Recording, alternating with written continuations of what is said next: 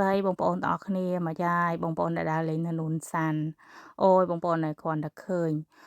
បងប្អូន like បងប្អូនផុសវីដេអូមកនិយាយទៅថាមនុស្សច្រើនមែនតើបងប្អូនយើងចូលរួមច្រើនមែនតើហ្មងណាបងប្អូនអរគ្នាគ្រាន់តែឃើញមិនបងប្អូនទាំងអស់គ្នាចូលរួមមនុស្សច្រើននោះក៏ដឹងថាសប្បាយដែរបងប្អូនអើយ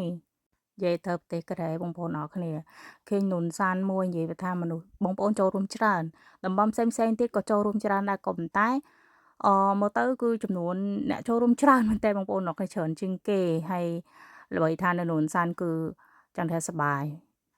ដូចដែលបងប្អូនបានទៅលេងអញ្ចឹងណាស្ដាយបងប្អូនអរគ្នាអត់បានទៅថ្ងៃហ្នឹងបានទៅម៉េះបានស្បែកគេបាត់អូក្រុងឆៃបាត់នេះស្អីបើនេះស្អីកដាលអានេះស្អីកដាល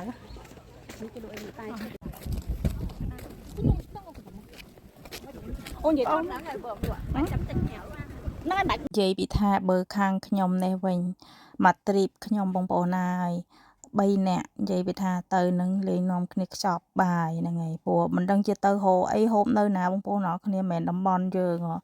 ដល់ពេលចឹងទៅខ្ចប់បាយទៅបងប្អូនឥឡូវកំពុងដើរហូកន្លែងព្រោះដោយសារតែនៅកន្លែងចតឡានហ្នឹងគឺឡានវាច្រើនពេកអញ្ចឹងអត់មានកន្លែងអង្គុយបងប្អូនដល់ទៅពេលខ្ញុំដើរចុះដើរឡើងបងប្អូនណាដើរឆែកមើលកន្លែងមានណានោះទៅនៅខាងក្រោយបងប្អូនអរគ្នាព្រោះឃើញជនជាតិកូរ៉េគេក្រាលដេញកំរាលអង្គុយដែរពេលអញ្ចឹងទៅក៏ចាប់យកកន្លែងនោះនាំគ្នាអង្គុយទៅនិយាយទៅយូរយើងដើរលំហែម្ដងមានអីបងប្អូនសប្បាយតាកម្មវិធីចេញហើយដល់នេះទៀតយើងលំហែផងធ្វើការហត់បងប្អូនធ្វើការហត់ផង stress ផងអីផងដល់ពេលអញ្ចឹងមានណាចាមានតែដើរលំហែខ្លះហ្នឹងហើយច្រើនតើនេះដាក់ច្រើនដែរ4គីឡូវិញឡើង4គីឡូនេះបងប្អូនអរគ្នាចែកបាយសូបគ្នាញ៉ាំបាយសូបនេះគឺខ្ញុំធ្វើពីផ្ទះទៅបងប្អូនអើយនិយាយថាពេលវេលាវាថុចញ៉ាច់មានស្អីក្នុងទូទឹកកកនោះដកចេញមកអស់ហើយហ្នឹងហើយគាត់ធ្វើបានបាយសូបនឹងយកទៅញ៉ាំហើយកំពុងភាសាគ្នាទៅខ្មែរស្រក់ម៉ានគីឡូឡើងម៉ានគីឡូមកកូរ៉េស្រក់ម៉ានគីឡូឡើងម៉ានគីឡូអូយក៏ទៅមួយយ៉ាងដែរបងប្អូនហើយសូបបាយហើយបងប្អូនញ៉ាំនៅក្រោមដើមឈើខ្យល់មកទៅសៀបងប្អូនអើយនិយាយពីថាឆ្ងាញ់អាហ្នឹងដូចរបៀប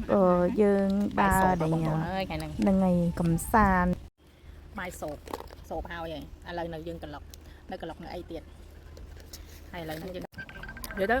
ចង់និយាយថាចាបងប្អូនទាំងអស់គ្នាល្ងាចហ្នឹងយប់ហ្នឹងមានតែប៉ុណ្្នឹងឯងបងប្អូនអរគ្នាវីដេអូនេះគឺខ្ញុំកាត់តនិយាយទៅអត់បានព្រៀងទេបងប្អូនអរគ្នាចាកាត់តនិយាយហើយនិយាយឆ្កមអីខ្លះចេះតែនេះតែបងប្អូនអរគ្នាព្រោះខ្ញុំមិនមែនជាអ្នកជំនាញក្នុងការកាត់តអញ្ចឹងហើយអូយឆ្ងាញ់មែនបងប្អូនអរគ្នា